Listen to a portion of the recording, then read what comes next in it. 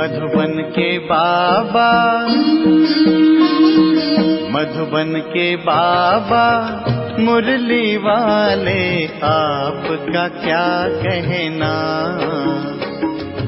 आपका क्या कहना। ओम शांति। आज 19 अगस्त 2026 के साकार मधुर महावाक्य हैं। आज मीठे मीठे बाप दादा बोले, मीठे बच्चे, तुम्हें अभी रूहानी कारोबार करनी है। रूह समझकर हर कर्म करने से आत्मा निर्विकारी बनती जाती है। बाबा ने कहा, मीठे बच्चे, तुम्हें अभी रूहानी कारोबार करनी है। रूह समझकर हर कर्म करने से आत्मा निर्विकारी बनती जाती है। बाबा ने आज प्रश्न पूछा कि स्वर्ग का वर्षा लेने और स्वर्ग में ऊंच पद पाने का आधार क्या है।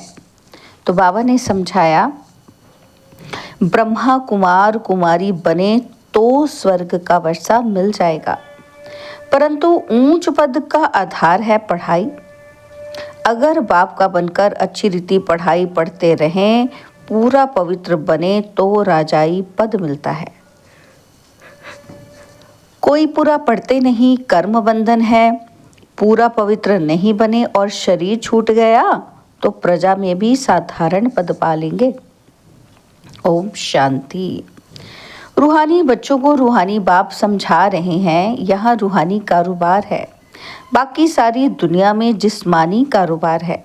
वास्तव में कारोबार चलती है रूहों की। आत्मा ही इस शरीर द्वारा पढ़ती है, चलती है, विकर्म करती है। इसलिए पतितात्मा पापात्मा कहा जाता है। आत्मा ही सब कुछ करती है। इस समय सब मनुष्य देह अभिमानी है। मैं आत्मा हूँ समझने बदले समझते हैं कि मैं फलाना हूँ, यह व्यापार करता हूँ, यह फलाने कामी क्रोधी हैं, शरीर का ही नाम लेते हैं। इसको कहा जाता है देह अभिमानी दुनिया, उतरती कला की दुनिया। सत्युग में ऐसे नहीं होता, वहाँ देही अभिमानी होते हैं। तुमको देही अभिमानी बनाया जाता है। अपने को आत्मा निश्चय करो। मैं आत्मा ये शरीर रूपी चोला धारण कर पाठ बजाती हूँ। वह एक्टर्स भी भिन्न भिन्न कपड़ा बदली कर पाठ बजाते हैं। बाप कहते हैं, तुम आत्माएं पहले शांति धाम में थी, तुम्हारा घर है शांति धाम। जैसे वह हद का नाटक होता है, ये फिर है बेहद का नाटक। सभी आत्माएं परम धाम से आकर शरीर धारण कर पाठ बजाती हैं। आत्माओं का असल घर है परम धाम। उन एक्टर्स का तो घर यहाँ ही होता है, सिर्फ ड्रेस बदली कर आकर पाठ बजाते हैं। तो बाप बैठ समझाते हैं कि तुम आत्माएं हो। बाप तो बच्चे बच्चे ही कहेंगे, सन्यासी बच्चे बच्चे नहीं कहेंगे। बाप कहते हैं, मैं पतित पावन तुम सभी आत्माओं का बाप हूँ, जिसको तुम गॉड फादर कहते हो। गॉड फादर तो निराकार है। ब्रह्मा विष्णु शंकर को भी गॉड फादर नहीं कहेंगे, उनमें भी आत्मा है, परंतु उनको कहते हैं ब्रह्मा देवता नमः, विष्णु देवता नमः। तो देवताएं क्यों करते हैं, देवताएं क्या करते हैं, ये किसी को पता ही नहीं है। बाप ही आकर समझाते हैं कि तुम कैसे ड्रामा प्लान अनुसार पाठ बजाते हो। दुनिया एक ही है, ऐसे नहीं कोई नीचे पाताल व ऊपर में दुनिया है।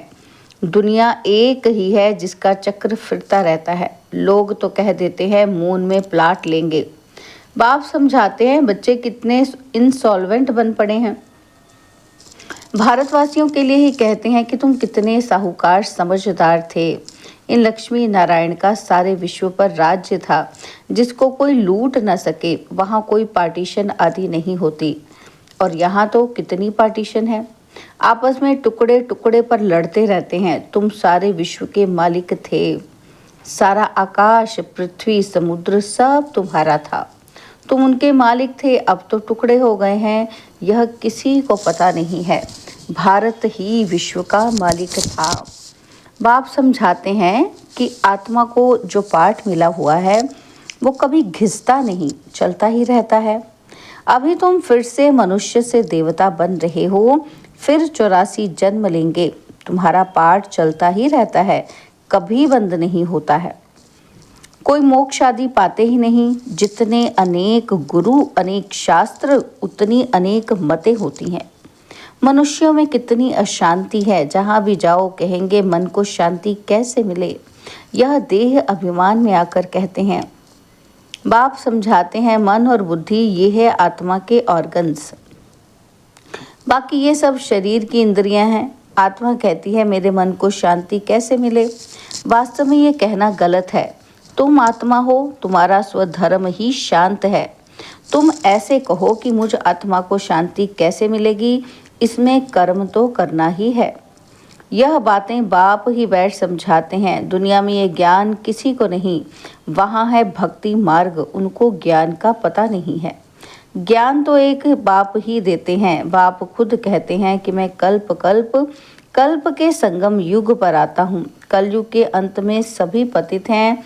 यह है रावण राज्य। रावण को जलाते भी भारतवासी ही हैं। बाप पतित पावन का जन्म भी यहाँ है, तो रावण का जन्म भी यहाँ है। रावण जो सबको पतित बनाते हैं इसलिए उनको जलाते हैं। ये बातें किसी की बुद्धि में नहीं हैं। अब भारत में श्री कृष्ण जयंती मनाते हैं। श्री कृष्ण की लीला भजन आदि करते हैं। अब बाप कहते हैं वास्तव में श्री कृष्ण लीला कुछ है ही नहीं। श्री कृष्ण ने क्या किया? कहते हैं कंसपुरी में जन्म लिया। अब कंस तो डेविल को कहा जाता है। सतयुग में डेविल कहाँ से आए तुम जानते हो?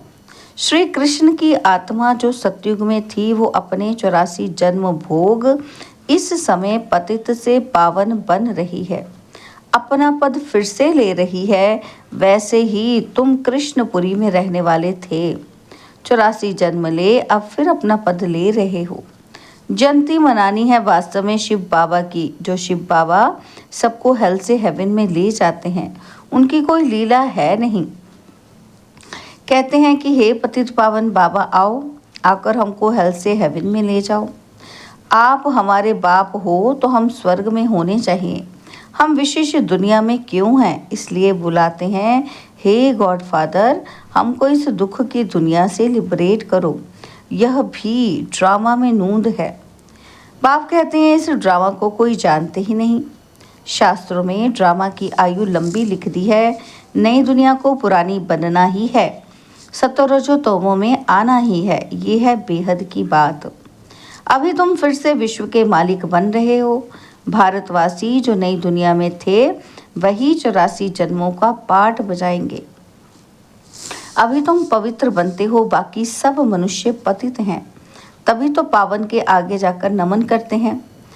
पावन को पावन नमन क्यों करेंगे? सन्यासी पावन हैं तभी तो पतित मनुष्य उनके आगे माथा झुकाते हैं। कन्या पवित्र है तो सब उनके आगे सिर झुकाते हैं। वही कन्या शादी कर ससुर घर जाएगी तो माथा टेकना पड़ता है। अभी बेहद का बाप आए हैं सबको पावन बनाने। वह सब हैं कलयुग में और तुम हो अभी संगम पर। अब तुमको पतित दुनिया में नहीं जाना है। ये है ही कल्याणकारी युग। बाप आकर सबका कल्याण करते हैं। तुम अभी श्री कृष्ण जयंती मनाएंगे, नहीं तो लोग समझेंगे कि ये तो नास्तिक है। नास्तिक वास्तव में उनको कहा जाता है जो अपने बाप को और रचना के आदि मध्य अंत को नहीं जानते हैं। इस समय सब निधन के ऑर्फन बन पड़े हैं। घर घर में झगड़ा है, एक दो को मारने में देरी नहीं करते हैं, इसलिए इसको नास्तिकों की दुनिया कहा जाता है। बाप को ना जानने वाले और तुम हो जानने वाले। अभी तुम समझते हो कि हम पत्थर बुद्धि थे। बाप हमको पारस बुद्धि बना रहे हैं और कोई तकलीफ की बात नहीं। बाप सिर्फ कहते हैं 1 घंटा पढ़ो, अपने को आत्मा समझ मुझ बाप को याद करो। शरीर को याद करेंगे तो लौकिक संबंधों की याद आएगी। देही अभिमानी रहेंगे तो मुझ बाप की याद रहेगी। ये तो है ही विशिष्ट दुनिया।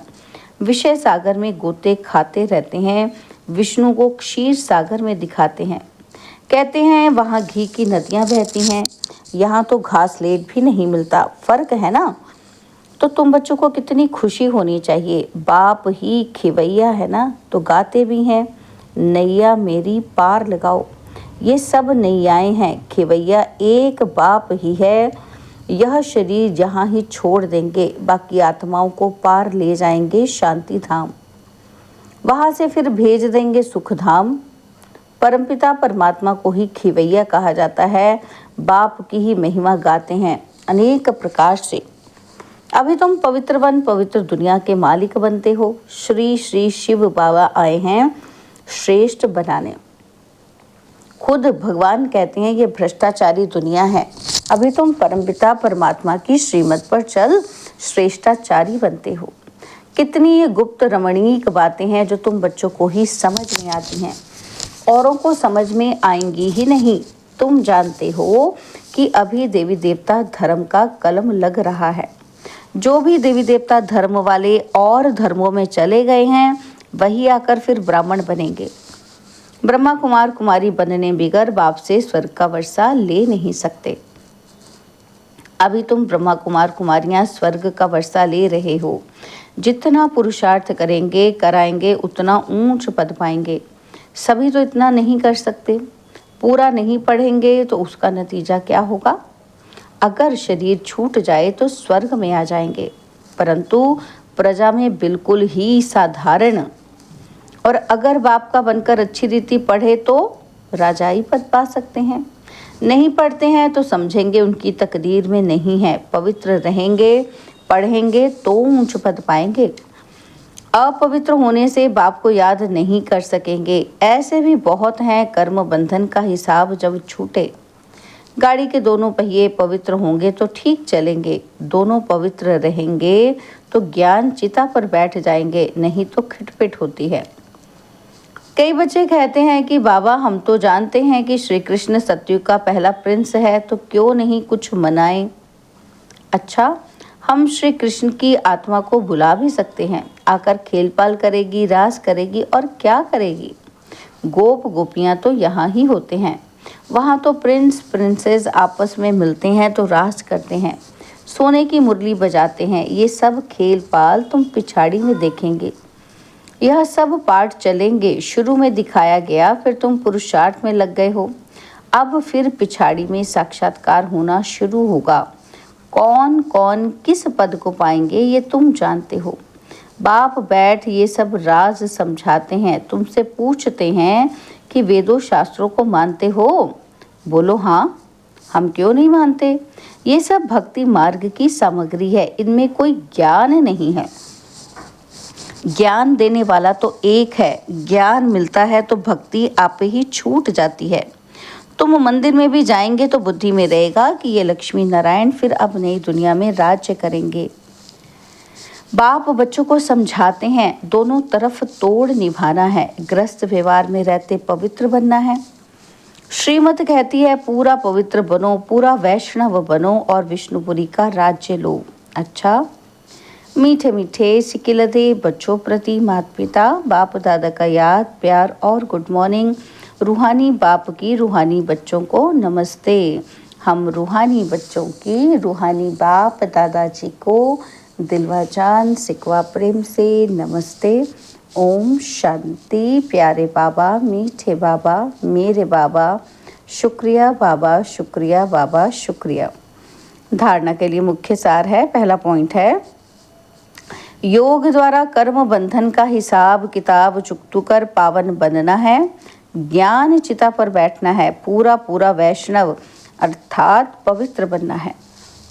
सेकंड पॉइंट है, अपने शांत स्वधर्म में स्थित रहना है। सबको शांति धाम की याद दिलानी है, कभी भी अशांत नहीं होना है। बाबा ने आज हमें वरदान दिया, आवाज से परे की स्थिति में स्थित हो। सर्व गुणों का अनुभव करने वाले मास्टर बीज रूप भव। आवाज से परे की स्थिति में स्थित हो। सर्व गुणों का अनुभव करने वाले मास्टर बीज रूप भव। जैसे बीज में सारा वृक्ष समाया हुआ होता है, वैसे ही आवाज से परे की स्थिति में संगम युग के सर्व विशेष गुण अनुभव में आते हैं।